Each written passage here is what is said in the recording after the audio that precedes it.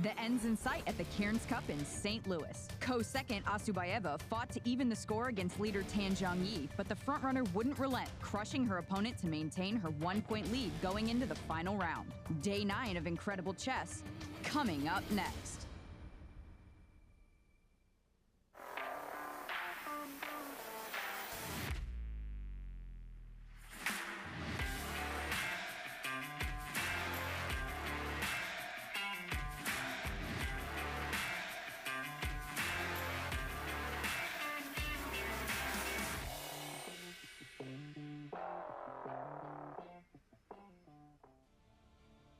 Hello chess fans and welcome to the final day of the Cairns Cup. Although it is difficult to catch up with the tournament leader Zhongyi, but anything can still happen in this final round. And let's not forget, Alice Lee can still make her maiden GM norm if she draws against Carissa Yip. What will today bring? Let's join our commentators and follow all the action.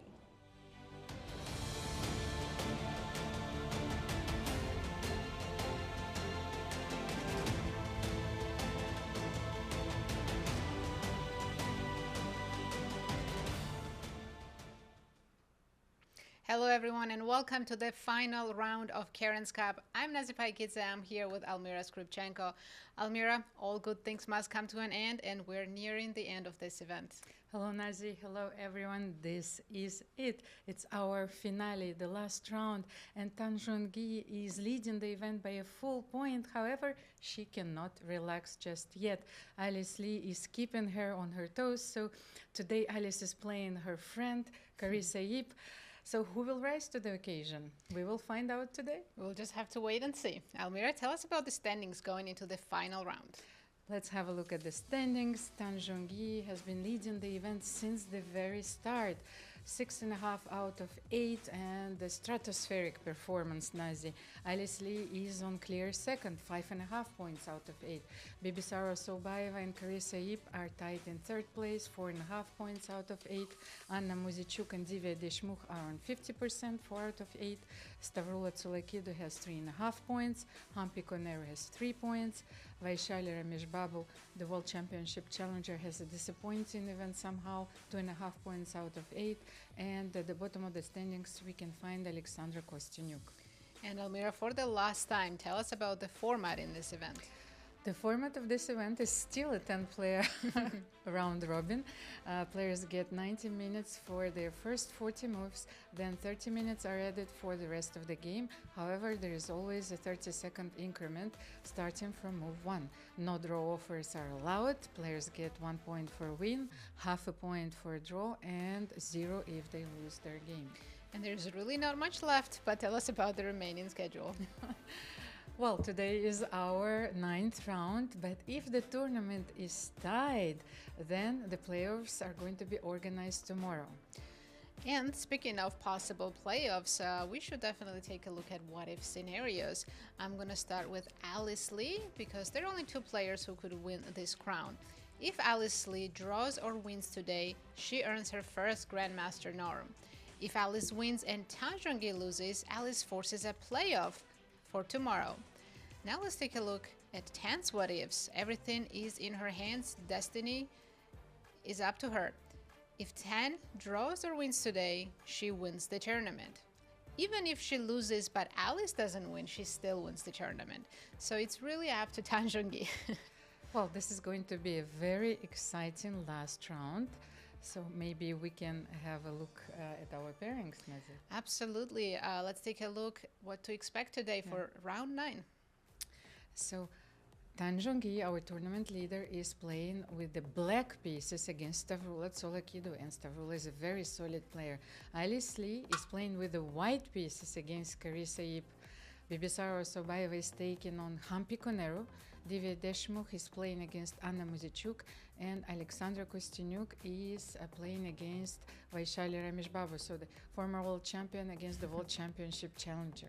Great games coming up. And Almira, tell us about the prize fund in this event. We are getting closer, so a very impressive prize fund, $250,000 in total. The first place gets $60,000.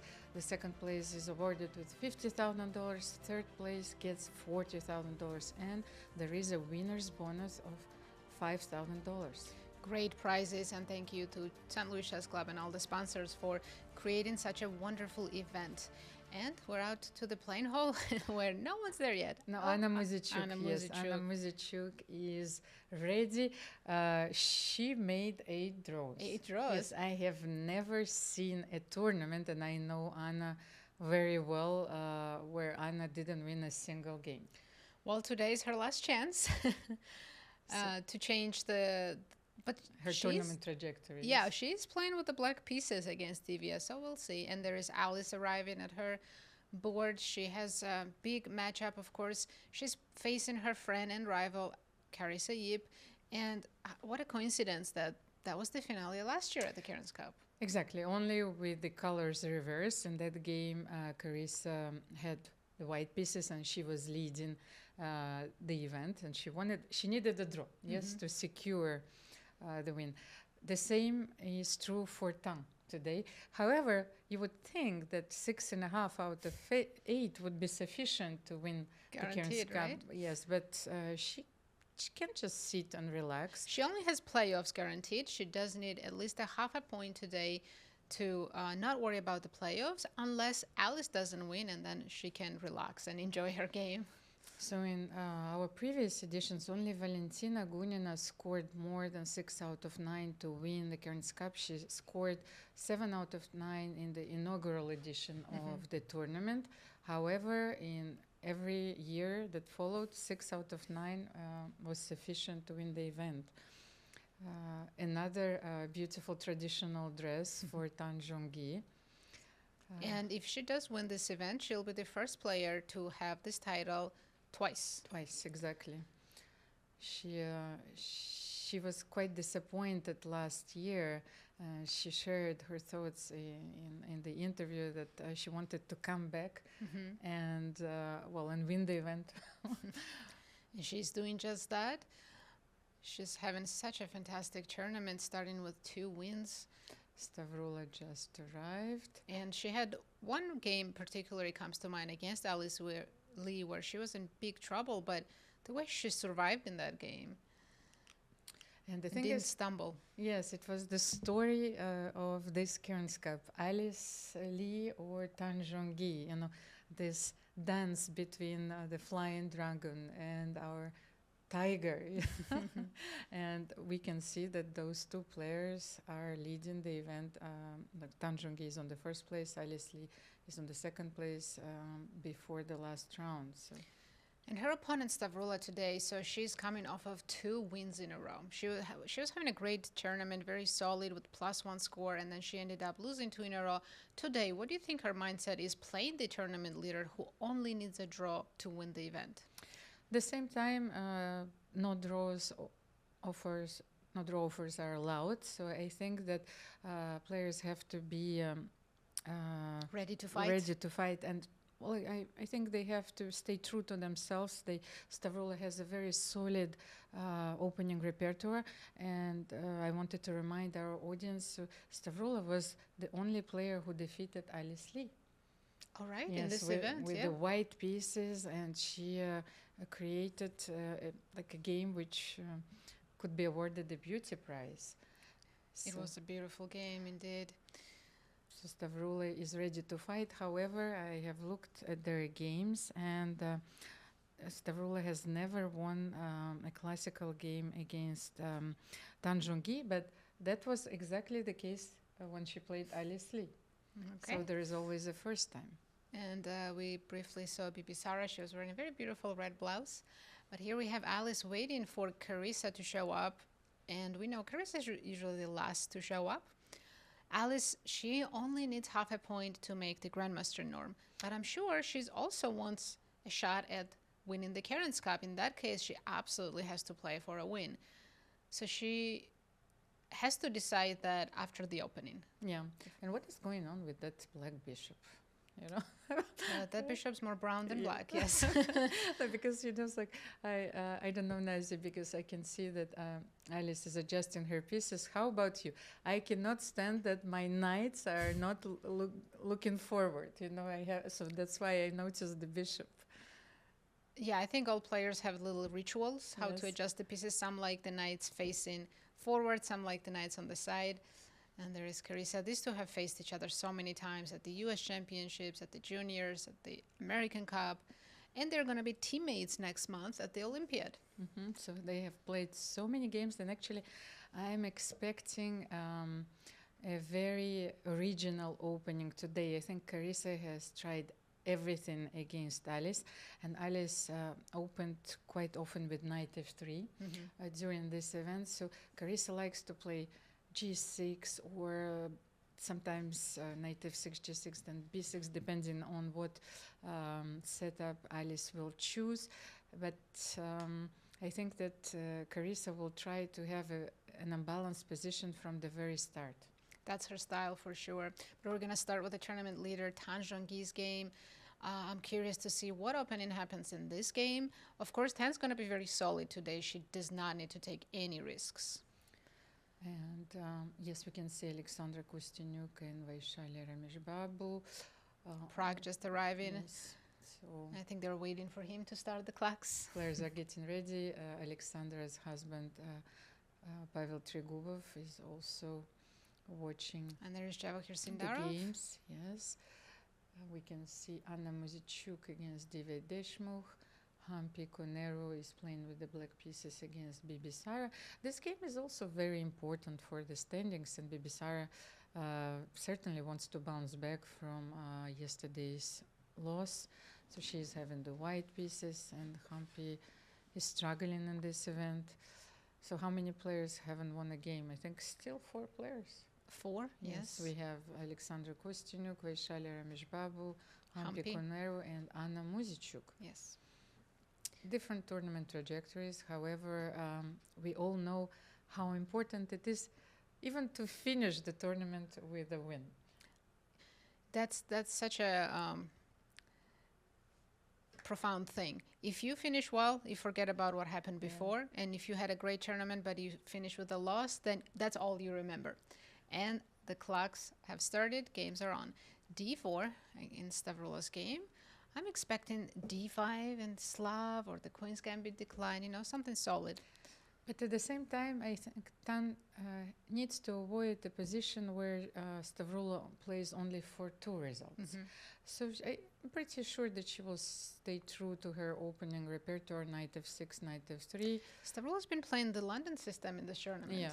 So we're probably going to see that here as well. But then we'll try to avoid it. She can play e6 and c5, challenge the center immediately. Oh, she goes for d5, so we might see the London in this event, in this last round, once more. Stavroula did quite well in London. She beat Alice with London that transposed into some kind of a lapin type of position. I believe Alice played e6, c5, and then bishop d6. And Tan goes for c5, immediate c5, e3. This is all theory, so knight c6 has to be played. It's on the board.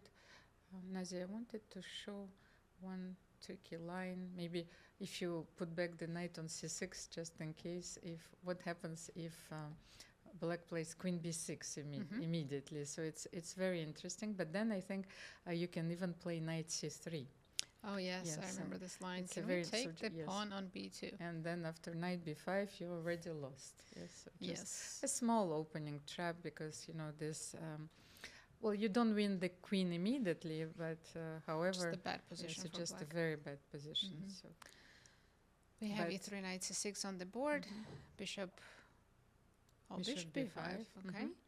There's still thousands of games in the database. Queen can go to b6 or a5. Now. Or they can also play bishop g4 But or e6. Nazi, maybe let's also show this first line. So queen a5, check. Then knight c3 has to be played, and then knight e4. So I think that white is forced to take here on c6, because otherwise you will lose. Oh, okay, we have more than 200 games in the database, and then probably you can castle here. So you're not worried about losing the pawn. No, but you always have queen d2 if you're afraid. But I think that white is intending to sacrifice it. Yes. You mean here instead of Yes. Oops. Yeah, that's The analysis because disappeared. the queen on a5 is not protected. So let's say here after knight Queen d2. c3, yes, you can also play. Not in this position, unfortunately. Oh, We bishop found a6. one. Okay. It's funny. Maybe it looks No, no, like no, you're but then you avoiding, go but back, yes. yeah, you're still trapped. Oh, I thought that then of course you have to sacrifice the pawn. All right, after bishop b5, 10 is thinking here. I'm going to jump to the other marquee matchup, Alice Lee and Carissa. I'm very curious to see what opening we have here. And it's Catalan. That's Alice Lee's wheelhouse. Knight f3, d5. So Carissa didn't go for the King's Indian, which she usually does. g3, bishop b4. This including the bishop before check, very popular. It's a very, very solid line. I played it myself with black. And black is simply intending to play b6 here. So, And then deciding whether bishop goes to b7 or a6. Well, very rarely you go to a6, I think, because I played one game when the queen was on b3. But I developed the bishop, and I think there have been thousands of games that where you go b6, bishop b7. This position is very solid.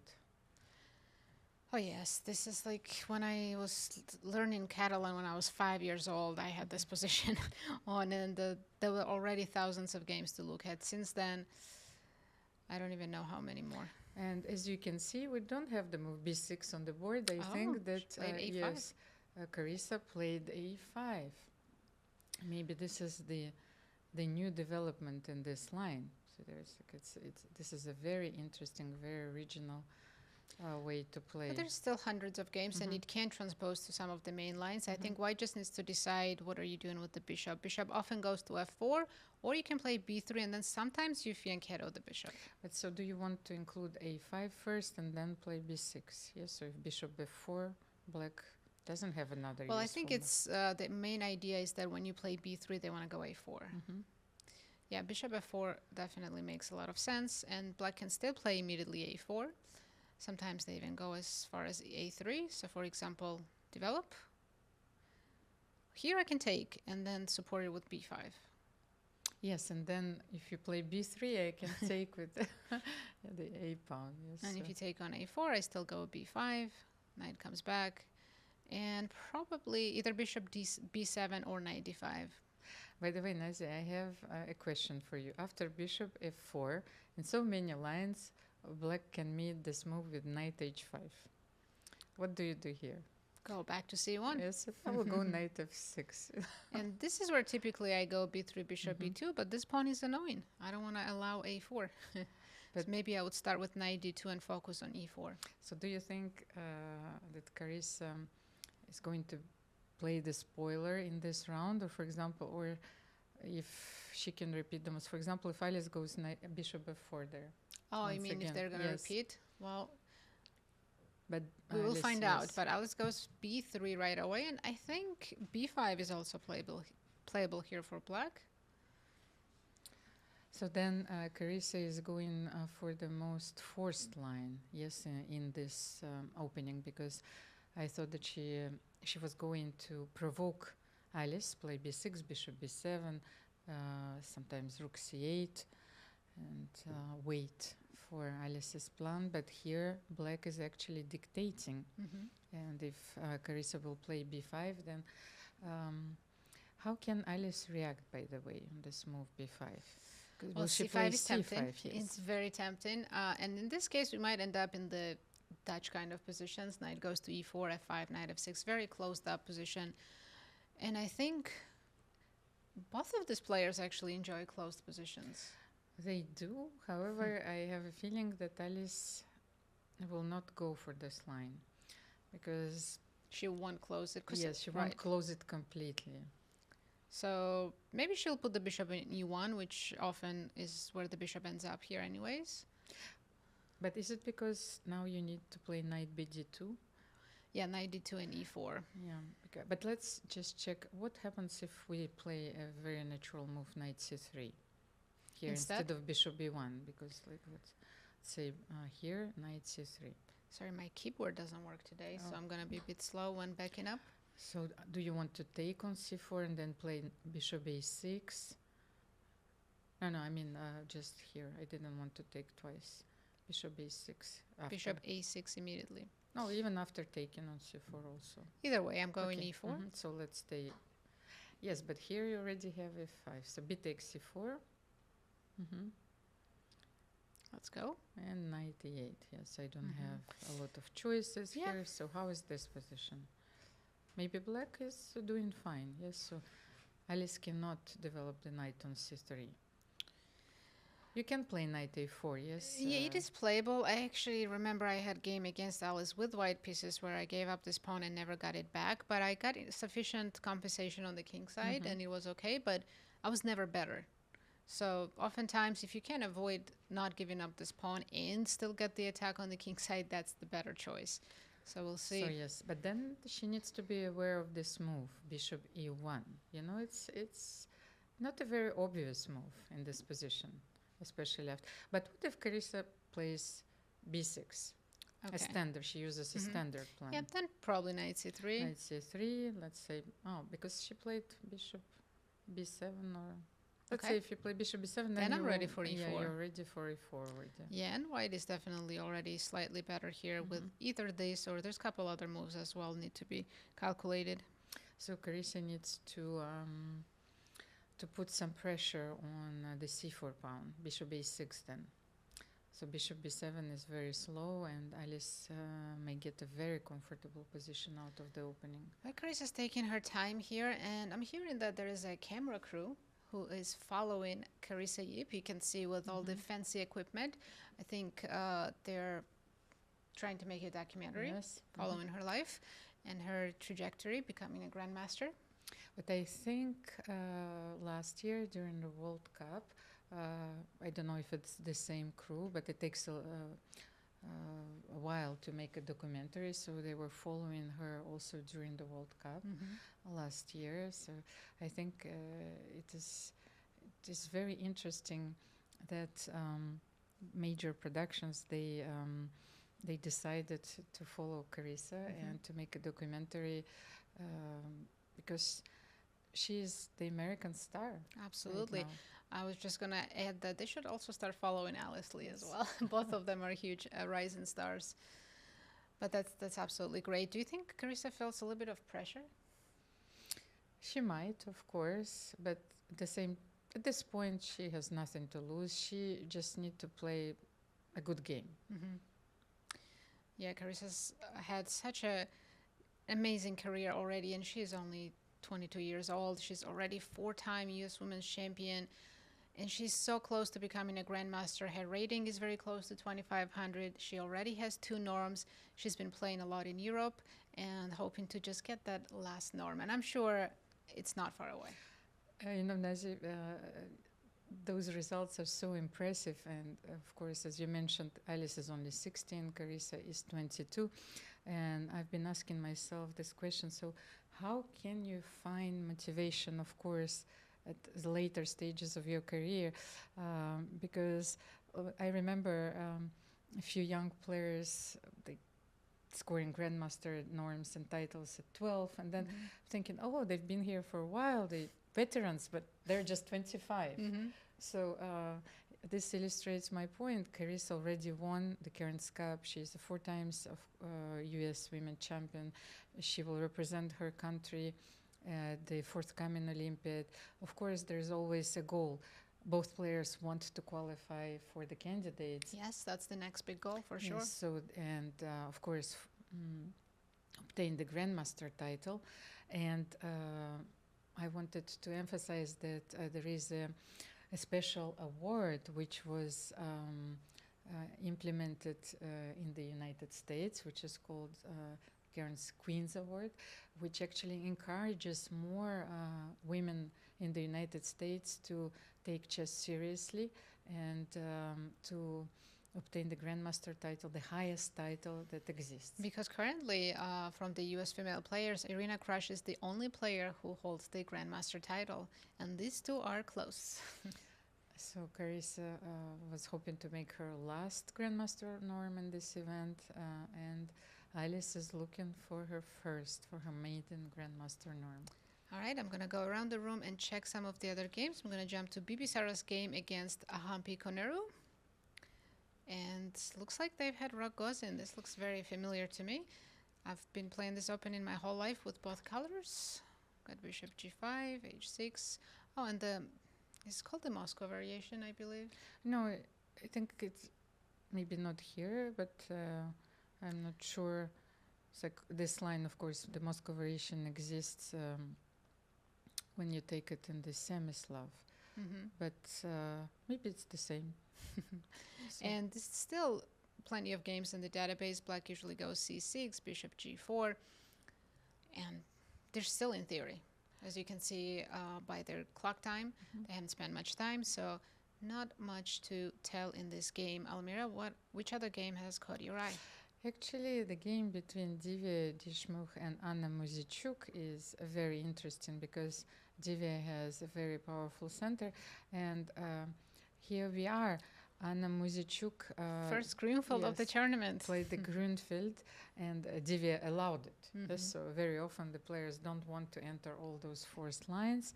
So Divya is checking her opponent's preparation. Anna is looking at the board, fully concentrated. So let's have a look. d5 was played, knight e5, and they're still following the theoretical lines. I believe a6 is the main move here, or bishop g4 also playable. But I was thinking also that knight e5 could have been played here and then castle. So not to allow bishop g4. However, okay, let's see. Here after castle, what if black plays bishop g4, Nazi? My guess is we drop Simply back bishop to e2. b2, yes, and the pawn on b7 is under attack, so yes. We might end up trading a lot of material like this, but it's same color bishops, and white does control the center. c4, bishop h6, and f4. with the hopes of f4 in the future, yes. I think that this is the dream position for Divya. Yeah. So bishop g4 is not the way to go, but then maybe we should bring the queen on f3, knight f3. Okay. Yes, queen f3 here. So it's a bit misplaced. It needs to go back probably. I know in the greenfield black often plays f5. Is it playable right now? Yeah, especially that it can be met by e5 in the center. So let's see. F5. Can or can't? But what if I take on e5? I don't know. You I'm want dreaming. to sacrifice. Okay. I'm dreaming. Bishop g7. Because just to show, if you're going rook f7, maybe this is something. No, but why can't? You want to take on g7 and to control the e file, or what do you want to do here? Yeah, just rook e1. I should have compensation, right? Your bishop's undeveloped. Your king is a bit weak. No, it's more than compensation. Oh, look here. at that. Almira, Anna went f5 immediately, not even including knight f3. I thought it made sense if the queen was in front of the rook, then playing f5, but she's going f5 now. So let's try the same line, but now my queen is not on f3, which should be a better version for me, for white. What do you do? So I have to play bishop g7. I don't... Yeah, and then I'm very happy now with e5. So I don't think you can go back. No, I cannot go back. So you have to move the rook. And then do I try d6? Why not? d6, do I still have e6 here, or it looks very strange? Yes. Very strange indeed. f4 maybe? But then I can take on d6. f4, bishop d6. Let's check this line. What can you do here? Okay. But the thing is that you can't develop your bishop, I think, at the end of the line. Yes, I think even the end game here I should be much better. Your last rank is a weakness. Your bishop, your rook are not coming out. Well, the thing is, like, even if you play here bishop a5, let's just show how helpless black pieces are. So you can play rook d3 and then rook d1. So can you play a6 here? We need to show. So rook d1. Even rook d1 immediately with the idea. It's mate. Mate is coming. Wow. And it's a crazy position. Your bishop literally cannot move. and you can't stop rook d8 from happening. Yeah, it's a very beautiful position. So Divya is probably aware. You know, I have the feeling that maybe Anna was not expecting this line, and she mixed up her preparation. It's a possibility, yes. When you play Grunfeld, you have to know so many lines by heart. And it's easy to forget. Of course, and that's the reason that one of the most important specialists in the Grunfeld, Maxim Vaishali, stopped playing it. He was playing it during the candidates, the Grand Chess Tour events, but every time we were analyzing his games, his opponents were targeting his preparation in two openings. It was either the Grunfeld, either the Najdorf. Yes. So you need, of course, to introduce more openings in your repertoire. Anna plays also so many openings, but today she decided to go for the Grunfeld. I think Divya decided to take a nap, sneak in a little bit of a nap. Of course, players are feeling it. They're tired. This is round 9. They only had one rest day, and a lot of people who are not professional chess players don't realize how much energy it takes to play 5-6 hour games, and also amount of time they put into preparation for each game. Yes, because the volume of information that they need to take in is getting higher, I feel, with each day. Because you need to be aware, for example, of all of the games played in the Sinquefield Cup. If you miss one game and there is an important novelty, you know, it can, of course, change the course of your tournament. But this is such a beautiful position, Nazi, complete domination of the white pieces, and black can't do anything. But then after f5, let's check this line once again. Knight e5, bishop e5, bishop h6. I think we made a lot of forcing moves. Yeah. Rook f7 seems to be the only move. Yes, because you cannot play bishop g7. So and then after d6, okay, maybe you can take queen d6, attacking a second pawn. I would have to trade queens first, and then go bishop c4. You have e6. No, e6, I think that's pretty much the same position as before. Yeah. So I think that you can play e6 here. Maybe you have to give up the exchange. Maybe something to like go this. For this position. Because your bishop is at least free now. Oh, okay. Still not clear that black has full compensation, just because they're behind in development and the king is somewhat vulnerable in the center. Yeah, this position can become very sharp. But I think here we're getting closer to the truth. You know, it's not easy for us also to rivalize with the most powerful engines, but we need to understand the opening conceptually. So very often, especially in the Grunfeld, you sacrifice in exchange. And Peter loves to do that. Of course. And then you have those powerful bishops. But here, like, I'm wondering, what do you do after f3? Like, I don't want to open the f file because my rook then will go to f8 and I will paralyze your pieces. So yeah, maybe you have to give up the pawn this way. All right, we have one more game we haven't looked at, and that's between Kosteniuk and Vaishali. Let's jump into that game, and it's Jacopiano. Is this the only e4 we have today? I think so. So yesterday we thought Vaishali played bishop e3 against Alice Lee. Today Kosteniuk goes bishop g5. Yes, and it's almost as you were provoking, yes, h6, because those lines have become very popular. Even if your bishop is on c1, black is looking to play g5 at every moment. But here, bishop g5, and actually white is fine, but I always thought that you should be careful here. I played this opening with both colors, and once again, one step in the wrong direction and you can be worse. And very often here, black is actually castling long. And sometimes so is white, right? Yes. Well, white, I haven't seen a few games. Yeah, maybe white can castle long here as well. So. Well, in the current position, there's only one game in the database, and black played knight h5. Oh, so it's a very rare It's line. a new position already, yes. Because here, Alexandra, by the way, I wanted to show this move after bishop d7. Here, Alexandra decided to play this move bishop b5. You know, it might seem strange as well because Why waste the yes, tempo? why waste the tempo here? But I think that here, if you castle long, yes, so black plays g5, and then, or maybe g5 immediately. No, yes, and knight h5 here. So what does it? No, here, that's what I wanted to show. With the bishop on c4, you can have knight e5 here. Whether with the bishop on b5, you don't can't. have this move. Yes. So that's why I was wondering, what was Alexandra's intention? Because, yes, this is a very nice position for white. And then just take on g3. yeah. So after bishop b5, I was thinking... So now black can immediately go g5, knight h5 yes, is your point. Yeah.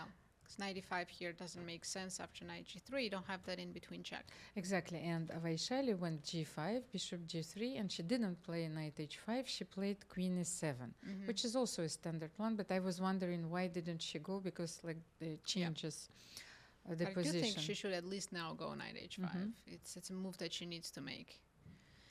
And not with only idea to take the bishop. You actually want to play knight f4 and make them take on f4 so you can open up the g file for yourself.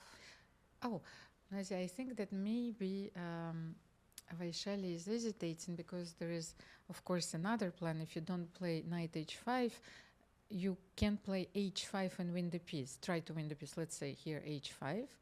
After queen e7, we need a move let's for say, white. yes, castle long. Okay. No, knight c4. So if you take knight g5, of course, h4 is winning a piece.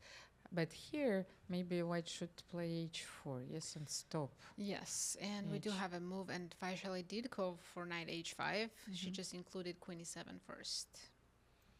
All right, I want to go back to our marquee matchup, which is Stavroula and Zhongyi, and we actually have their head-to-head matchups to see what the result has been in classical games. Wow, 4 classical games and +3 for Zhongyi, only 1 draw. That's, psychologically very difficult for Stavroula to face an opponent like this. Yes, but I think Stavroula is a different player now. Of course, she, by the way, she graduated from the St. Louis University and has a degree in psychology. So I think that she is preparing for her games. She's analyzing the profile of her opponents, and she's a very solid player. She understands her openings very well, but at the same time, we've seen that almost in every game, she is finding very unusual tactical ideas. She sacrificed a piece against Bibisara. She hypnotized her.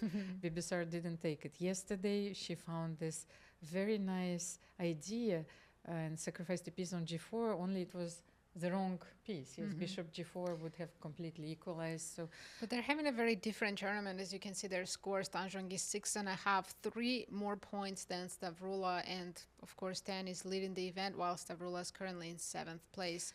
But so we'll see what happens today. Yes, Nazi, what I wanted to say, I think that Stavroula plays for the first time in the Cairns Cup, and it's a super event. She was already playing the Grand Prix, so it was her first experience at the elite level. However, playing such events is always very stressful. So she was doing very well, but she lost 2 games in a row. What do you think here? Nazi, after a6, if you played bishop b5, you should take on c6. Yes, I don't like when white goes bishop b5 and then just drops back. It's like, was a6 provocation necessary? Because it seems more useful for black. So I would take and just play this position, maybe knight e5, knight d2, and just London-style position.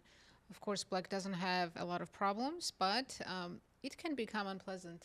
And I was thinking, so without the light square bishops here, let's say if black takes on d4 and plays... Sorry, did I have knight c6, knight d4 to win a pawn or no? Or are you going to go for my other pawn? Yes, I thought queen b6 because I want to open the position. But actually, I thought white is aiming for c4 here. So let's say if I will make a move like defend the pawn. Bishop b7, I don't want. So are you going to play c4 here? I was planning to use the dark squares and I probably play c3 at some point, but in the London, white rarely plays for c4. unless there is a good opportunity. Yes, but you don't have the light square bishop here. So I thought that maybe, yes, you play rook c1, c4, and you go after this pawn, or you want to alter the structure. If you will manage to have the c6, a6, or a5, yes, it's a very well-known structure. It will be another Lapin. Which Stavroula seems to be good at. Yes. Yeah. So, We might see this, but she's taking her time here after a6. She's been thinking for 8 minutes already, Almira, after a6, so she's hesitating to take. So she must be considering just dropping back to e2 and just playing pure London-style position. but if you play bishop b2, can't I play queen b6 here? Because now you don't have knight b5. So I thought, what if you play knight c3, and I will take on b2, knight a4, something like queen a3. Queen a3 allows knight knight b6. oh, so yes, queen maybe b4. queen yes, b4, is right? I better. gotta play c3, queen a5. Do I have compensation for that How pawn? is this position, by the way? Still want knight b6. Okay, can I play b5? Yes, I you will can. take on c5 probably. So bishop c5, d takes c5. At least I am hoping to have a good dark squared bishop now. However, knight e4. Yes, I can always play knight. I'm not so sure that white is better here. So probably Stavroula is trying to evaluate the consequences of this move. So I'm pretty sure she will play bishop c6, but Yeah, we'll have to wait and see. And actually, I want to take a look at the pie charts before we go too deep into this round. We know pre-tournament favorite was Bibisara, but now it's only 2 players who can win this event. So we'll start with the pre-tournament pie chart and then jump into after 8 rounds to see how much it has changed. As you can see, Tan was in second place at 15.7% chance, and Alice, the only other player who can win the event, had 3% chance. of course, and with 15,000 tournament simulations. Let's have a look at their chances after the 8th round. Well, Pi only has 2 colors.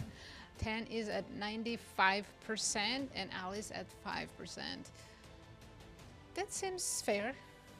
Yes, I think that Alice needs to hit a 2-outer using the poker terms, and well, a lot of interesting games are ahead of us. And Almira, there's a lot of development in our marquee matchup between Alice Lee and Carissa Yip, so let's jump back into that game. We stopped right here after bishop a6. We liked Carissa's position. Alice chose to go bishop d4, rook c8, of course, taking control of the c file, e3, and here Carissa could have played queen c2 and just take control of the second rank. I can't kick you out, and it's just a beautiful endgame for black. She's controlling the c file. Only Carissa can win this game. Absolutely. Instead, she played knight c5. She's attracted to this square on d3. And I was expecting Alice to play bishop f1 just to trade the bishop and take back the d3 square. However, she played knight c3, which is understandable. She just wants to finish the development. But this does allow knight d3. And in the current position, queen e2, knight b4, queen b2, there is a possibility of a 3-move repetition. What do you think? There is a possibility. However, Nadia, I wanted to show you one line that I've been looking at. Let's say knight d3, queen e2. Carissa has a possibility here to play bishop c5 because this bishop is cementing the position and protecting the knight on c3. So after bishop c5, I think white's only move here is to play knight a4 because otherwise you lose this knight. Then bishop takes d4, e takes d4, everything is forced. Then black can play knight c5 here. Ooh, and Yes. the Of course, attacking the knight on a4 and spoiling the structure, pawn structure. Then I think you have to play queen b2. sure. Yes, so knight a4, b takes a4. And here, as you can see, Carissa is controlling the c file. She can make a lot of moves here, maybe queen c3, queen c4, but Queen maybe c6 queen c6 also. as well, attacking the... So I think this is the way to go.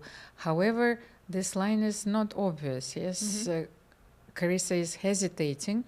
if she plays knight d3 and knight b4, the game is going to be drawn, and Alice will make her grandmaster norm.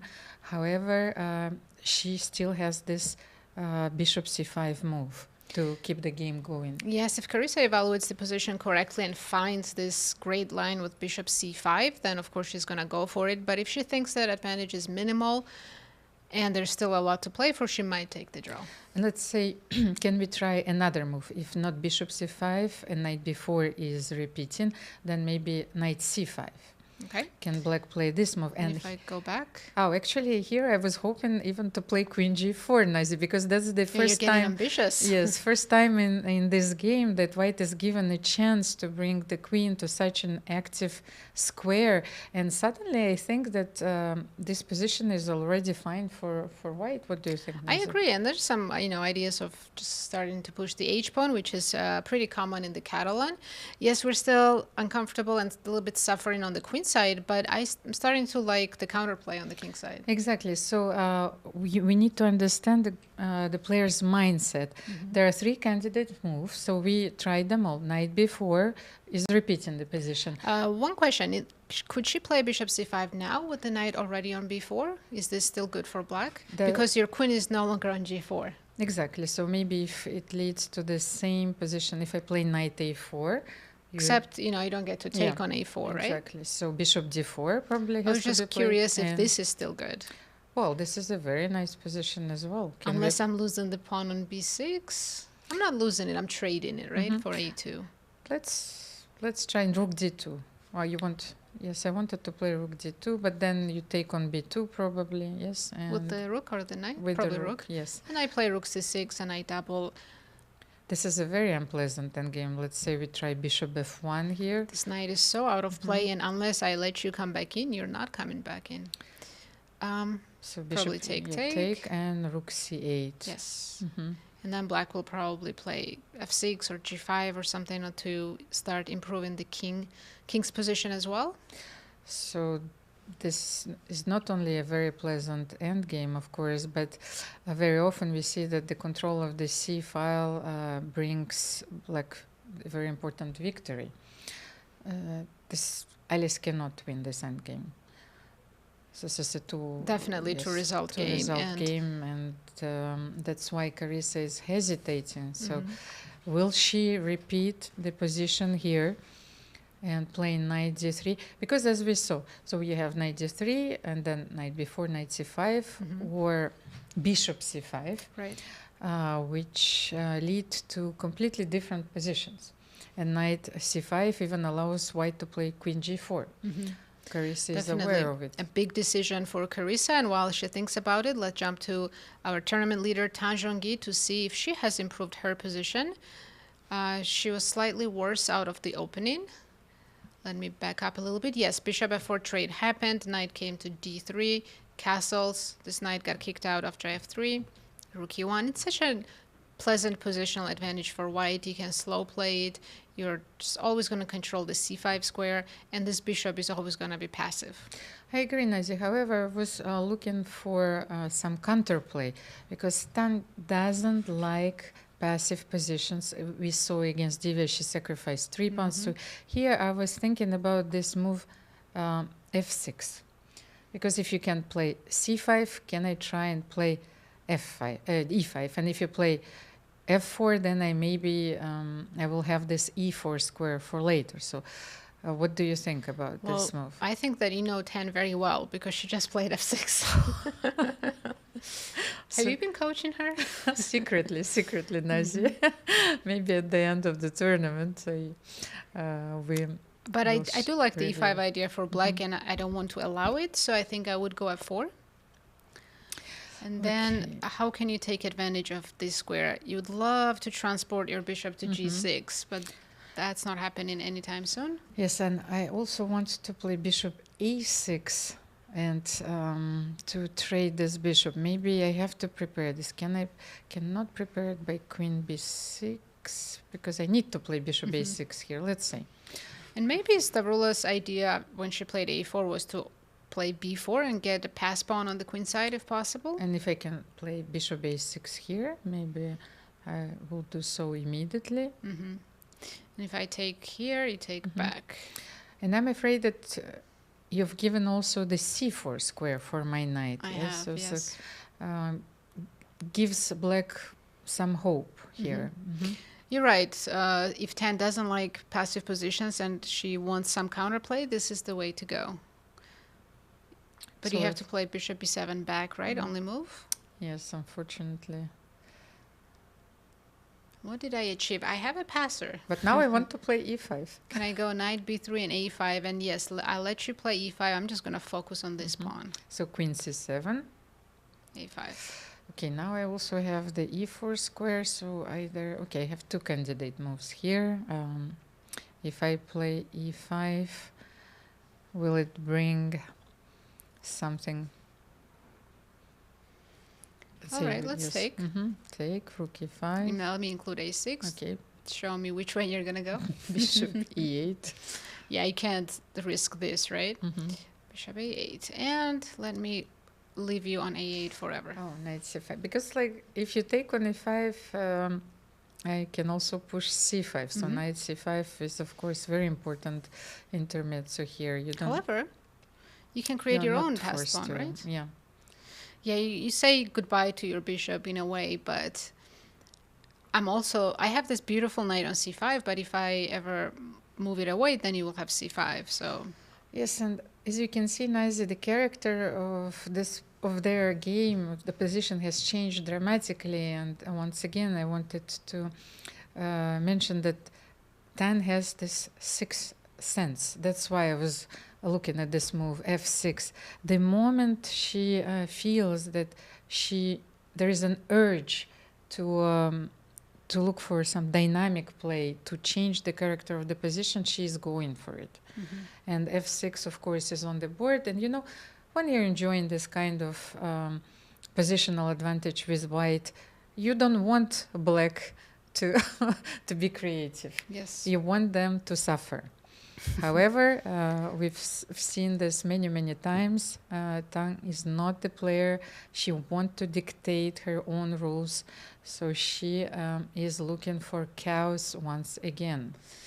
All right, then I want to go back to Alice and Carissa because we have a repetition one more time, 93 queen e2, and now is the moment of truth. Is she going to go for bishop c5 or make the draw with knight b4? We know that there are three moves possible here. Yes, knight b4 leads to a threefold repetition. Knight c5 allows white to play queen g4, and bishop c5 keeps the game going. Yes, and black has a very nice advantage with very little risk after bishop c5. It does seem like Carissa's ready for the move, but she's just hesitating to make it. Yes, and Alice left the board. This she is must not be nervous. Yes, not an easy situation because the fate of her norm and of this game and maybe even of the title is in Carissa's hands. Right now today. It is, yes. And even for Carissa, this is a little bit uncomfortable situation as well. She's playing her friend. She doesn't want to be the reason why Alice doesn't get her GM norm, but at the same time, Alice is a fighter, and if she believes she's better, she's going to keep playing. So, especially chess demands everything from you. Nazi, it demands an absolute approach to the game, so guarantees you nothing in return. So the joy when you win the game is such a beautiful feeling, of course, but when you lose a game, then, well... It feels like the world is ending, right? Of course. It feels like a small death, and then you don't want to play anymore. I think every chess player goes through that phase when you have a bad tournament or just a bad game, you say, I quit. And we have knight b4. Knight b4 is on the board, and I think that Alice will claim her first grandmaster norm by playing queen b2. She can't claim yet. Knight has to go back to d3, I believe. Yes? No, but knight was... queen b2 will not be third time. No, but wait, after knight b4. Knight b4. Queen's only been to b2 once. No, but go to the position after knight c3. Here. Okay, she already played queen b2. Again, it's not removed yet. Oh. Carissa has to play knight d3 and claim the draw. Oh, I thought that after knight c3. But at this position, she doesn't have a... Well, she could try bishop c5. Ah, the knight was on c5 Yes. in that position. That's why, because I thought, okay, that makes a difference. I'm sure Alice's heart is beating really fast right now because she is possibly one move away from making her first Grandmaster norm. So if not knight d3 here, then maybe black can try bishop c5, your move, Nazi. And then we can... Then we have a game. Yes, we have a game, of course, but do we have something more after bishop c5 than knight a4? Well, your knight's hanging and you can't play rook c1 because of knight d3, so how else can we defend this knight? Yeah. Knight e2. I mean, you can always take, but then you're... Can you play knight e2, but then you play knight d3? It's like, what... Are we losing something No, here? knight e2. I mean, you're losing this, first of all. Also, I think Bishop you're losing b4 more is than that. winning Is the queen just immediately now. trapped? Yeah. Yeah, we found a way to win the queen. But let's see if Carissa stops the clock and claims the draw here. Or she'll play knight d3 and let Alice claim on the next move. Not gonna lie, I'll be a little surprised if she goes for bishop c5 now, because if she didn't want to draw, she had a better line. Play bishop c5 when the knight is already on d3.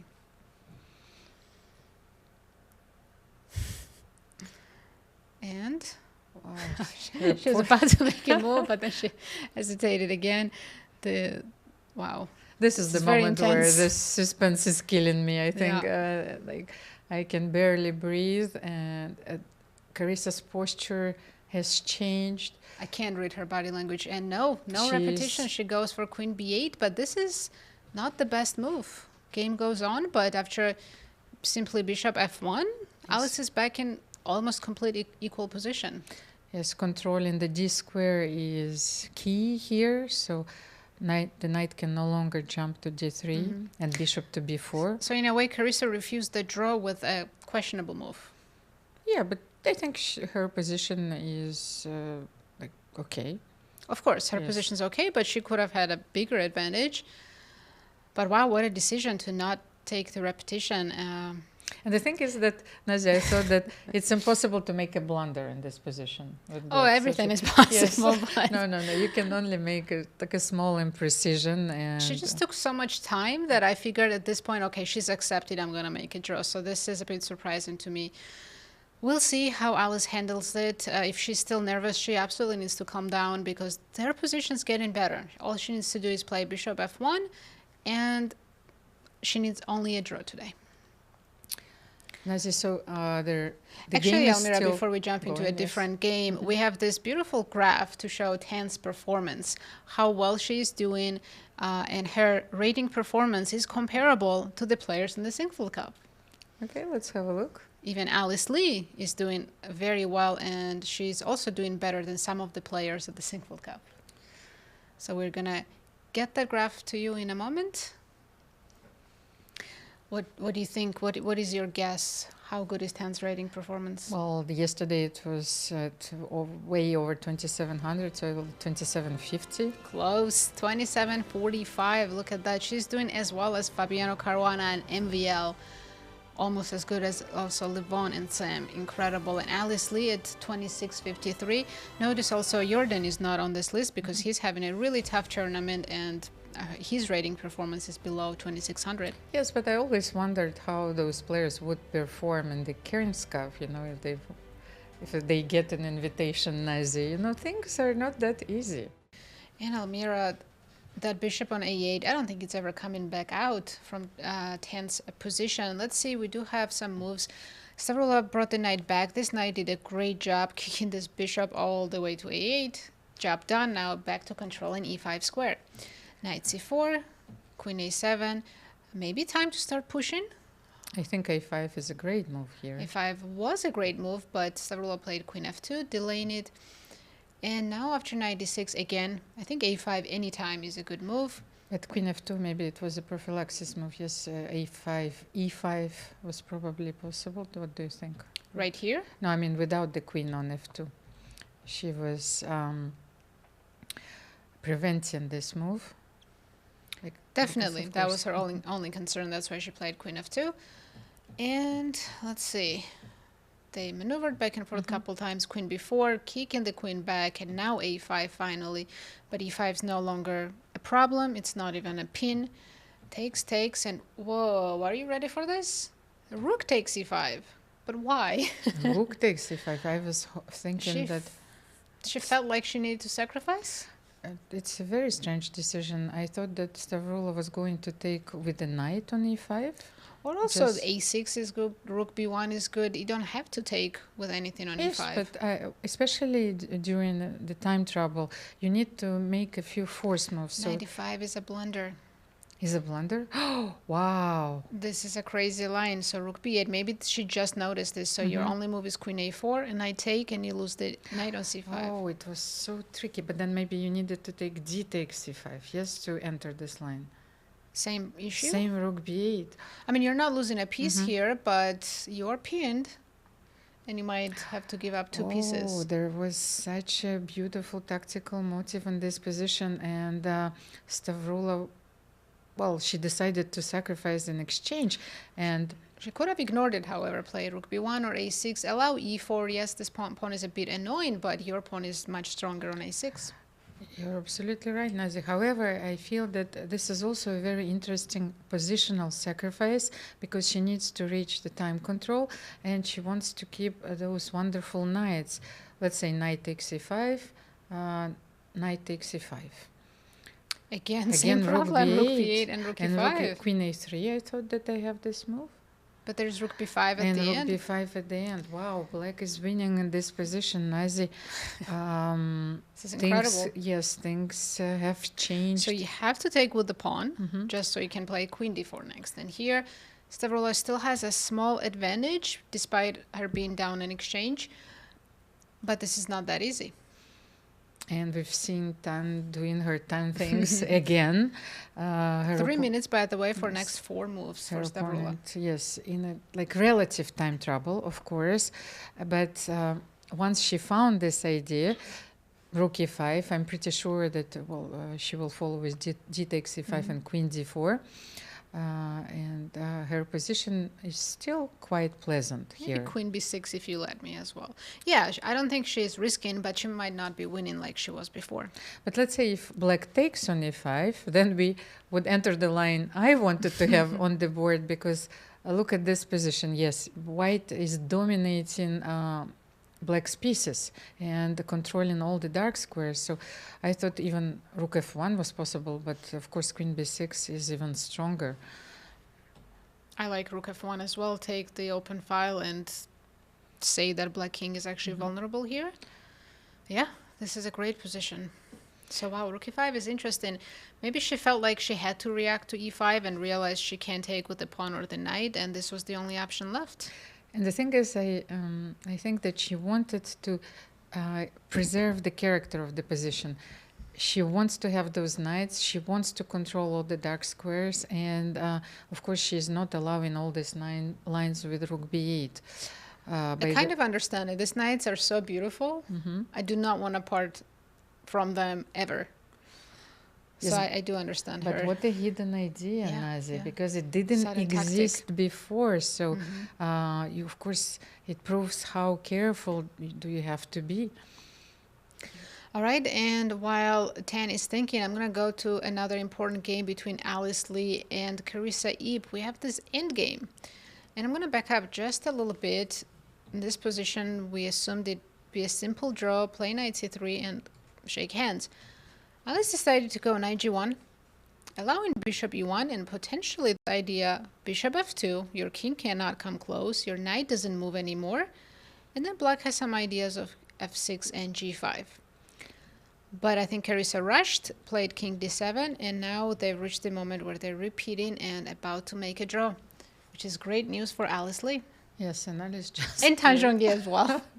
Yes, but Alice just played knight g1, I think. Yeah, I think they're repeating And, knight g1 yeah. and king e7, and one of them's gonna now claim the draw. This draw is, of course, a wonderful result for Alice, even if she no longer can win the tournament, it will bring her her first Grandmaster norm. Yes, I'm sure she's gaining rating. First GM norm. Second place at the Cairns Cup is not an easy task. For the second time For in a the row. second time. She's only 16 years old. And I think she's counting now. It's time to claim the draw. How about it, Nazi? Alice will certainly grow as a player, so maybe third time is going to be the charm. Yes, next she's Cairns only Cup. getting better each year. Players will have to consider her as probably as the tournament favorite, by the way. Yes. Did you see that? Carissa almost went king f8, looked at Alice, smiled, and went king e8. I think now Alice can claim with knight g1. So yes, she stops the clock. Final moments. Showing I'm going to play knight g1, and that's a handshake. Mhm. Big congratulations to Alice Lee for making her first Grandmaster norm. We're very happy for her. We wish that Carissa could also make a GM norm in this tournament, but she'll have many other opportunities. Yes, and this is such a powerful image, the spirit of camaraderie, you know, that we've seen already for so many years. They both players are incredible fighters. Last year, Carissa made the draw and made her Grandmaster norm and won the event. This time, Alice made her first Grandmaster norm. What a wonderful performance at 16 years old. Absolutely very well deserved. Huge congratulations to the youngest and the lowest rated player, Alice Lee, for earning her first Grandmaster norm, which also means we have another graph ready. Congratulations to the winner of this event. Yes. She's still playing her game, but it's already decided. Zhongyi wins the 2026 Cairns Cup. She takes home $65,000 plus the $5,000 bonus, I believe, and goes home very happy. Yes, she was leading the tournament from the very start, played some very interesting games, and this is a fully deserved victory, of course. She really dominated this tournament, was leading from day one. So now she can defend her slightly worse position. She's still thinking maybe this move rook e5 came as a surprise to Zhongyi, but what a relief for her now. Yes, to not worry about the first place anymore. And she's the first player to win the Cairns Cup twice, Nazi. This is Not winning once. It's already an outstanding performance, but winning it twice, it's a record. For And now, it's a record, yes. Yes, for now it's a record, but as we know, records are set to be broken. So I'm looking forward to the next event. Yeah, since we know she's the champion, let's check other games. Is Kosteniuk close to delivering her first victory in the tournament? She has a lot of extra pawns. Yes, and two extra on the board. Vaishali just played Queen e3. What do you think, Nazi? She's trying to find some counterplay. So the knight on h4 is out of play. So if you play knight f5, then I can take on f3. The g3 pawn is on pre. So what would you do here, Nazi? Just let this pawn on g3? Because knight f5 will come with a fork, of course. So I'm not worried about g3 yet. So I might need to make some useful move. I'm not happy where queen is currently on a3. I want to be better positioned, but I'm also worried about blundering something. So okay, I like this queen c1 move. She can use it on d1 or f1 and then bring it back to the game. I only thought about queen e7, you know, but maybe it was like a pseudo-aggressive move here. What do you think? Maybe she didn't want black's queen getting on the first rank with some little bit scary ideas. And queen a1, yeah. That You're too. right. Yeah, That too. So absolutely. queen c1 is a great prophylaxis move. Yeah, if black doesn't find a way to stay active here, it's just game over. White has 2 extra pawns. And I just don't see how Vaishali could survive this. And what a way to end the tournament. Vaishali is definitely struggling in this tournament, but to lose in the last round will be very devastating for her. But on the other hand, Kosteniuk finishing on a high note if she converts this better position and technically winning position. But I'm going to stop my analysis because we have a very happy Alice Lee in the studio. Alice, I'm so happy to be one of the first to congratulate you. Thank you. GM Norm, second place. Tell me how you feel right now.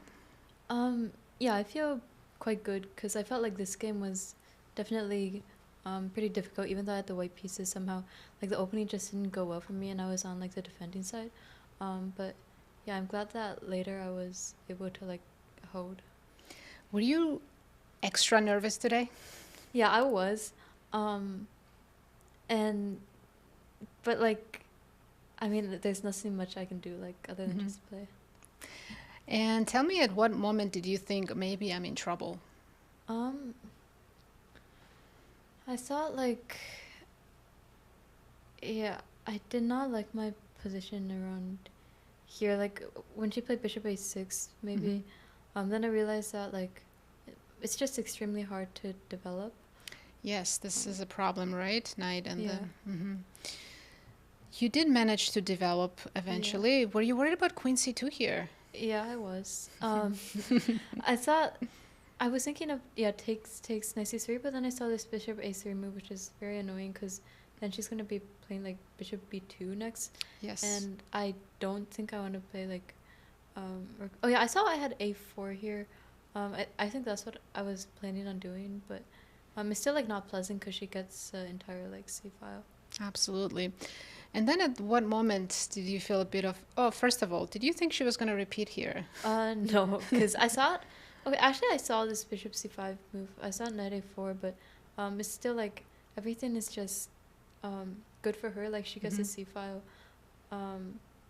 So yeah, I thought that she would play on. Like Black has very little risk at all, and given the situation, I don't think like she would be too worried about me like trying to play too much for a win. So she continued to play, and then you did equalize the position, and maybe at some point did you consider playing for a win? Not particularly. But yeah, I think I definitely played a bit too much for a draw because in the endgame I think there was like one moment where like I think this F4 was probably not great, but I saw there was one moment where after like knight back, yeah, Bishop E1, knight E2, she could play Bishop F2. You noticed this, yeah? Yeah, and then I realized like this is actually not very easy because like my pieces are just completely trapped. So I definitely shouldn't have allowed this at all. But yeah, thankfully she didn't play it and I was able to prevent that with like King E3. And you noticed it and didn't allow Bishop F2 anymore. Well, Alice, tournament's over now. Do you feel like you can relax already, or are you still, you know, tense and in the moment? I'm quite relaxed now. Like I'm just really glad that I was able to like get this done. I mean, I thought maybe she would like play something and I could get like a quick draw, but she played for a win and definitely she gave me some trouble. She definitely made you work for it. Yeah. But now you're only 16 years old. You have first GM Norm now. What's your plan? How are you gonna try to become GM very soon? I'm not sure. So my next two tournaments will be the Olympiad and the US Women's, neither of which I think I can get any norms in. But after that, I'm gonna like try to play in some like open tournaments and round robin events to hopefully get the norms. But yeah, also I'm like 50 points away in rating, so I have to get that up as well. And I think that will be my focus of the next couple of tournaments. All right, so sounds like you have a good plan coming up. Congratulations, you absolutely earned and deserve this, and I can't wait to see what you do next. Thank you. Thank you for joining us. And once again, congratulations to 16-year-old Alice Lee. She has earned her first Grandmaster norm at the Cairns Cup with a draw in the last round against her friend Carissa Yip, who, like she said, she made her work for it. And Almira, our marquee matchup is coming to an end. Let's jump into the game. We left it off when Stavroula sacrificed the exchange with rook e5. And here 10, instead of taking knight e5 and playing that position, she took with the rook and went for the line that was working in other situation, but not here. Because of this move a6, yes, you get 2 pieces if you want for the rook, but your bishop is completely out of play. Of course, and this rook is extremely powerful. Rook f1, rook b1 in that line, so Tan had to take on e5. She decided to go for this line, but this pawn is unstoppable. The last rank is very weak, and I expect game to be over very soon. But lucky for Tan, she's not worried about the first place position. She has it guaranteed. Alice drew her game. Yes, she has secured the trophy, but as you said, it's not easy to finish the tournament, even if you win this tournament with a loss. So she was playing very well, but Stavroula has managed the impossible, by the way. She beat Alice Lee with the white pieces, and she is on the verge of defeating the tournament winner, Tan Zhongyi. This will be first loss for Tan. She was undefeated until now. Yeah, it leaves a sour taste in your mouth when you lose the last round, but winning the Cairns Cup is still all that matters at the end of the day. Of course, and what a boost of confidence for Stavroula, because she started very well, was on a +2, and then suffered 2 defeats. So in a row, and then she's recovering by defeating the winner. She's the only one who can say, I beat the winner of the Cairns Cup and the player who finished second. Yes, she was on +1. Actually, yes, that was her only win against Alice. And yes, if she wins this game, she will finish this tournament on 50%. It was her first Cairns Cup. And what a result for her tournament debut. Absolutely, great play. And let's take a look. Where can the queen go? If you go simply to d8, I think I'm coming in with knight e5, and that's it. You're just losing a lot of material. You have to play rook b7. Knight f7 takes, and you're hoping that you get some kind of play with this bishop, but it's over in one move. This is it. No, I thought about rook e1. Also winning, I'm sure, in one move. But how about queen g8? Let's take a look at this I think that's option. the only move in this position. And let me go rook e1 anyways. The point is that you don't have rook b8 to protect the last rank, and you are losing this bishop, or I'm promoting and you're losing it that way, or you're just getting checkmated. So you can take the queen, and I'm threatening to take yours and go rook e8. Yeah, and probably the only move for black here is rook a5, but then you will take on g8, give check, And king pick it up f7. and keep this alive. And yes, the a7 pawn is alive. Stavroula is not looking at the position because she knows how painful is this moment also for her opponent, but she played a very good game today. Stavroula, yes, from start to finish, really, she outplayed her opponent. And it was a positional play for most of the game. She had just very good knight on c5 against this terrible bishop. This bishop is the reason black is losing. The whole game, it was the problem. Yes, and I'm wondering if I should try this opening in London. Maybe London's not so bad. It gets bad rep, but the world champion Gukesh has played it successfully. It's definitely coming back and becoming popular on the highest level. Of course, it's always been popular amongst kids because it's easy to learn and play. And the structures that you get are also easy to understand. So queen g8 is on the board, and rook e1 quickly. Immediately. Let's try d4. I want to create a pass pawn. So queen g8, check, take on a8, and you want to take. But you're on immediately threatening like rook b8 C3 and promotion. So. But that's why I thought about rook a5 in that position. So Yep. we can have. Let's see what Tan played. She went for c4. I think I can just take and go for the bishop anyways. You can't take the knight because I'll queen. Of course, it's not the only move that wins. You can simply just move the knight to anywhere and it's still completely winning. Yes, because you keep all the threats on the board. So What a pawn this is. Yeah, sometimes you get an extra pawn, or it's not even an extra pawn, you just have a corner pawn, and if you don't use it, you're leaving such potential on the board. Yeah, this pawn is the hero of today's game. Well, in a way, this game is like a beautiful symphony, Nazi. And look at this knight, which dominated the bishop on e8. So it's... I think Tan just didn't play a good game today. And after she saw that Alice drew, then she completely relaxed.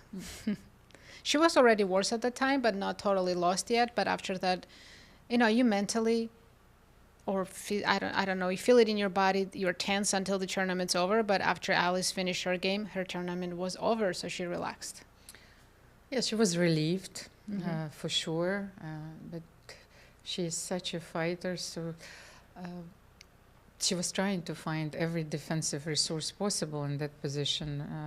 But once again, when you are playing with such a bad piece, a bishop on a8, we struggle to find a move here. Yes, absolutely. It's a very instructive game. Good knight versus bad bishop, how to use your pass pawn in the middle game. A lot of lessons to be learned from this game. I think Tan is considering to resign after queen takes g8, but Stavroula is just making sure that she's not missing anything. I'm just quickly going to show the line we expect. King f7, rook a8, take here. Well, thing is, you can't play rook b8 because now d2. No, but rook f8. Play rook f8, and do you want to play this queen versus rook and bunch of pawns? Maybe she doesn't want this, so she might go knight b4. More clean, easy, practical win. Of course, the engines win this no matter what. Okay, let's take a look at knight b4. Then Tan goes d4, only move, her only option. Here we go. You still need to play rook a5. Still needs to be played, but okay, this is so much easier for a human being to win than that queen versus rook. Which one would you choose? Well, knight b4, without any doubt. Even though I'm just going to jump right back into that position. Was it here? Yes. There's no fortress. Yes, but you can't win the rook with checks. If somehow these pawns get traded and this rook ends up on f6, then good luck winning that. It's still winning, but another 100 moves. So we're actually hoping that Stavroula doesn't go for this. Yeah, this is going to be a long torture. So nice, but here let's. I was actually curious. Let's have a look at this position. I wanted to imagine a position even where you win the pawn on d3. Let's say I will be allowed king f2, d2. We check. Check. Yes, I want to bring my rook to the f file. Okay, let's say I will be allowed to do so. So king e3. d2. Oh, here you just take. No, yes, I need to first to play. Let's see. Can I play rook d6 before? Like here. How? No, I need to be allowed. Yes, to. Yeah. Yes, you can check me. Let's say you go for this pawn, like queen a1. Just something I wanted to check. Doesn't matter. Okay, you move first. So you go queen b6, queen a1, rook b6, and I do rook this. no, rook f6 now. So let's say rook f6 here, and I wanted to imagine. So if I put my rook on f5, and I play this position with h5. Okay. Still not a fortress. 6, because I make some move and you go h5. Yes, because you will play g4. Because the d5 pawn is still alive, I can just always take it twice. Sacrifice, that's yes. it. It's very easy. She's made a move, knight f4. She didn't want to bother with the queen versus rook endgame. This is, of course, also winning. But I think that here Stavroula wants to play knight g6, queen h3. So she doesn't even if I go d4? Yeah. No, not here. No, there's rook h5. Yes. Now I will take on... so the line we were mentioning, and d4 now makes it impossible, is that rook comes to h5. Because if I had to play queen h7, then I'm getting mated. But if you play rook a5... and yeah, if you play rook a5, it's mate in 3. I play knight g6. So Stavroula is basically forcing Zhongyi to take on e6. Or play d4. But then you will... d4 you can even take, can't you take? You're giving me a passer. Yeah. But even here, not I can going take anywhere. on g8. Yes. Of course. Everything is winning. We'll see what 10 decides after knight f4. Yeah, if she takes rook e6, of course she can't get out of this last rank problem. Maybe G5? G5. But again, G5. I just don't have time to take this. Now you don't even sacrifice your rook, you just promote. Yep. Knight f4. A fine positional game, yes, from Stavroula Tsolakidou. I think that Stavroula will also play the Olympiad. It's coming next month. And then Stavroula will play for our team for the first time as well. So this is her year of her Tell us first time. More about your team? Yes, we will play in the European Club Cup. This year, actually, Humpy Koneru will come back. She didn't play for a few years. Last time we won our 9th European title. And of course, we have... 9th? 9th, yes. Wow. We have... You have no competition. No. Completely By dominating. the way, for a while, the Georgian team, Nona, they played so well, and they every time we were playing them, the matches were extremely tough. But we also have Pia Kramling playing in our team, Elizabeth Pats. When I was looking at the players who participated in the Cairns Cup, like almost every player in this event played for our team at some moment. Anna Muzychuk, Alexandra, Kosteniuk. Assaubayeva? No, Bibisara, she How was about very Koneru? young.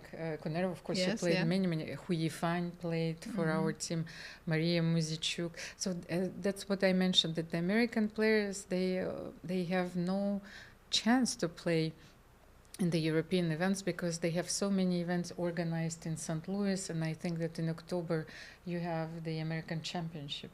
US Championship US coming up in Championship, October, yes. And two big events every year. In March, it's American Cup, and in July, it's Juniors US Championships, and in October, US Men and Women's Championships. Yes, and the European Club Cup always takes place in October. Same time. Yeah, the same time. So, Do you think Ten is struggling with the fact that she needs to resign, or she genuinely thinks there's any tricks left in this position? no, she's looking for the last one, of course. But Stavroula is fully concentrated. And she has a lot of time as well. The thing is, the position is so simple, Nazi. Very simple. It's very simple. It's not like you can swindle your opponent. In a few moves, Stavroula will win the bishop on 8. Yeah, because White King is completely safe. No pieces are hanging. And that's what you need to be able to swindle your opponent in a worse position. But this is not worse. This is completely lost. She's losing the bishop on a8 in just a couple of moves. Yeah, that bishop, she just never managed to trade it. Another good lesson from this, right? One of the toughest topics in chess is when to trade pieces and which pieces to trade. Yes, the art of exchange. So, and especially in this opening, I feel that every line targets this bishop. So if you have a change, if you have a chance and change it immediately, just do so, because it might not represent itself. But another thing is, it's really hard to stay objective during the game. We can be objective, we're commentators, we don't have any stakes involved in the game. What audience may forget or not realize is how stressful each game is, especially when you're playing for a first place or second place or a GM norm, and then you lose your objectivity. Your emotions can affect your play. You're right, Nazi, and especially when you're taking those decisions under immense pressure. It's not easy to play, just to leave your emotions and to play like a computer. If we could, everyone would be a 2800 GM, right? All right, she's been thinking for 6 minutes after knight f4, but She can't find a way to save the bishop because it just doesn't exist. She's trying to find a way to have the least lost position, if I can phrase it like that. Nazi, but I was thinking about the Cairns Cup as a tournament in a whole.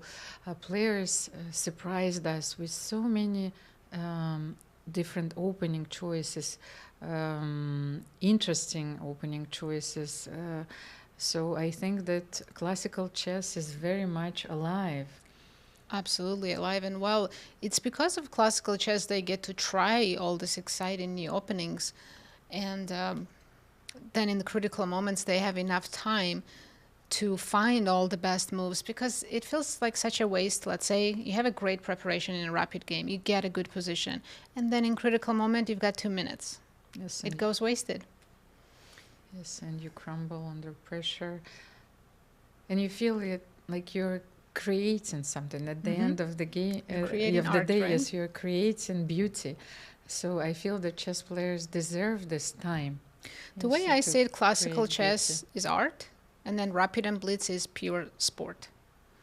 That's how I feel when I play those different time controls. How about you?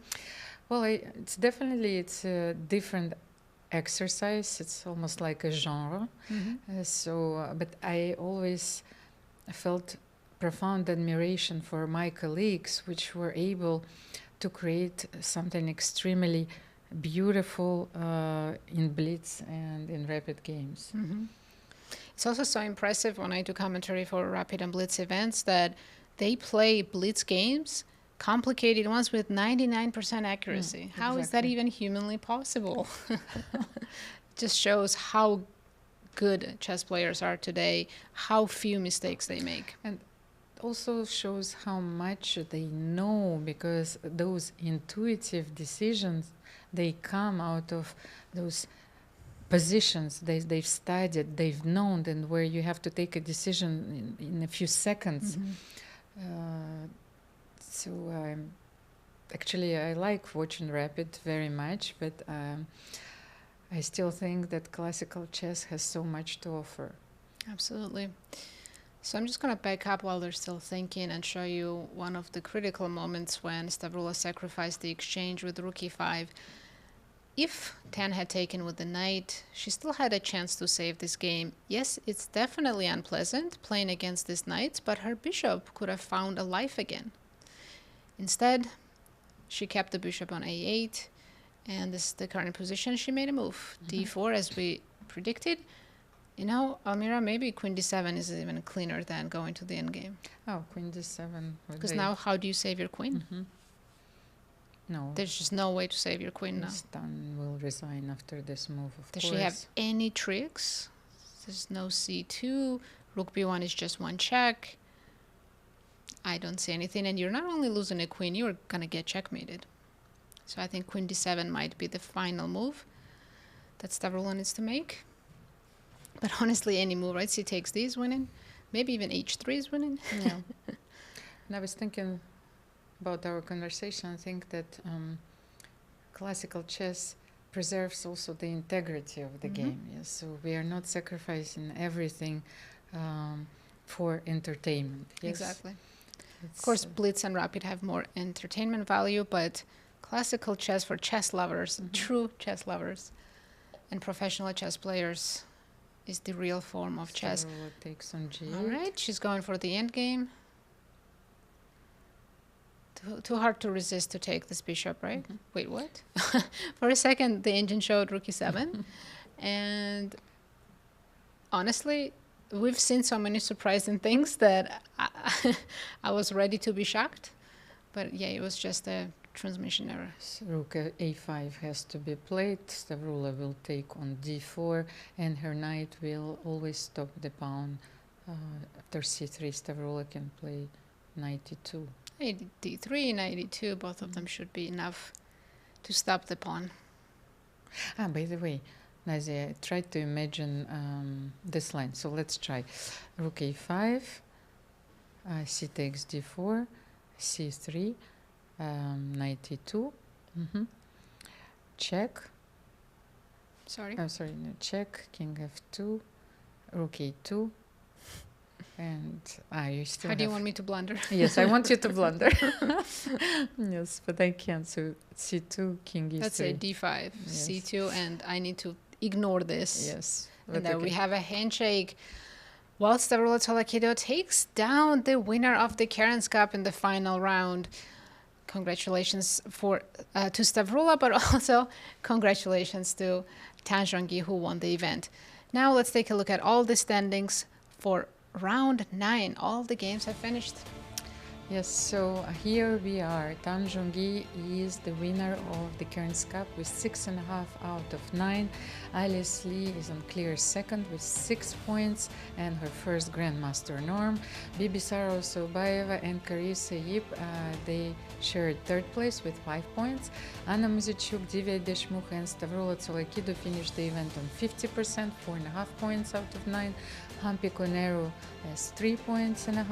Alexandra Kosteniuk won her first game in the tournament and finishes on 3 points. Vaishali Rameshbabu lost this game and is on clear last with 2.5. Incredible to see World Championship challenger in the last place, but we have a champion. Yes, Zhongyi wins the tournament. She also gets the winner's bonus, so 60,000 for her first place and 5,000 more as the winner of this event.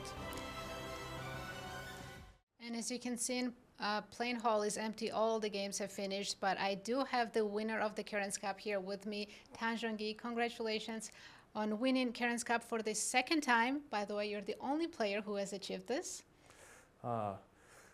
恭喜老师第2次荣获凯恩杯冠军，这个在整个比赛的历史上也是首位赢了超过1次的冠军。谢谢。Thank you. I know you had a tough game today, and I'm not going to ask you about the game, but do you consider St. Louis to be a lucky city because you came here and won Cairns Cup twice? 在你过去参加凯恩杯的这3年里，是否感觉说因为赢了2次，觉得说圣路易斯对你来说是一个特别在事业方面特别吉祥的一个地方？我觉得倒不是因为赢棋的原因，是因为在这里认识了很多朋友，然后来每次都很开心，但是输棋的时候总是不那么的开心。I believe that it's less so about what happens over the board, but more so that the happiness derived from having a supportive friend network, although most of it gets watered down when I lose a game. Understandable. Is there anyone you would like to thank? I'm sure that you had a team helping you at this event. 现在又一次荣获冠军之后，有谁老师想特别在屏幕前感谢一下的？我在就是圣路易斯之前的时候，我先去了达拉斯，在这个杰弗瑞的家里面，然后就调整了一下时差，我觉得这对我非常有帮助。I spent a few days in Dallas to meet up with my second Grandmaster, Jeffrey Xiong. And also another important element was that I was able to completely adjust to the time zone here, which I felt very beneficial to the outcome of the tournament. Seems like your plan worked out perfectly. And Han, what's next for you? What are some upcoming tournaments? 那在圣路易斯又一次气吞山河一统9国之后，这个接下来有什么在比赛方面有什么打算吗？就是本来还是蛮开心的，但是我现在真的因为这盘棋输完了之后，我情绪有一点低落。I was riding on some highs, but unfortunately, again, this last game sort of took a lot of joy out of the overall experience, unfortunately. 然后如果说比赛的话，其实因为这2年我好像都下的不是很好，几乎没有拿过冠军，所以其实最近我都在休假当中。It is honestly not so.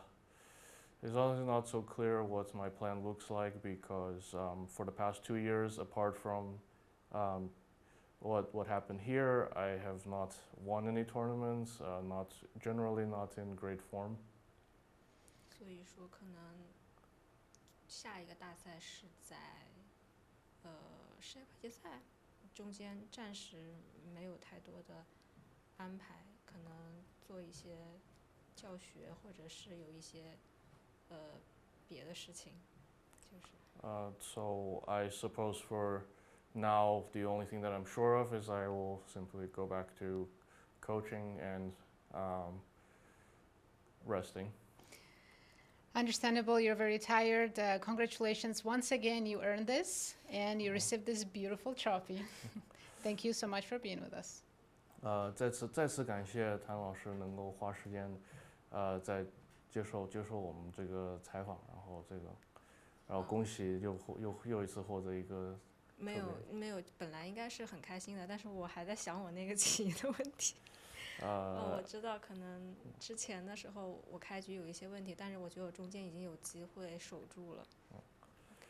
I'm sorry, I'm still a little bit hung up about the last game. Maybe I overestimated how simple it would be to kill the game and safely secure a half point. You know, we've all been there. I completely understand, but I think eventually in a couple hours you will realize that you won the Cairns Cup, very deservedly so. You were leading the entire tournament, so congratulations once again.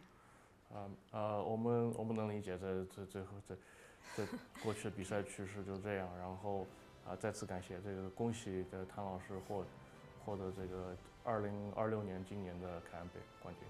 谢谢。And thank you, Steve Wang, for translating. We appreciate it very much. Congratulations to Alice Lee. She has earned her first Grandmaster norm. She finished second in the Cairns Cup for the second year in a row, by the way. Absolutely incredible performance by this 16-year-old coming into this tournament as the underdog. Again, we're all so proud of her. Of course, Nazi, and I think that next time we will all consider Alice as a favorite. Next year, absolutely. She's already a very experienced Cairns Cup player. Yeah. And I can't believe we're closing the show. The tournament is over. Thank you to all the players for giving us such a great show. Thank you, Almira. It was my great pleasure working with you. And thank you, everyone in our studio who's helping us make the show what it is. Of course. Thank you, Nazi. Thank you so much for watching. I think that all the people who worked for the show and made it happen, they deserve so much praise. But Nazi, there is another day of chess waiting for you. Absolutely. You can catch me next week or later this week on a different show for the Final Four. But for now, we say good night from the Cairns Cup. Goodbye.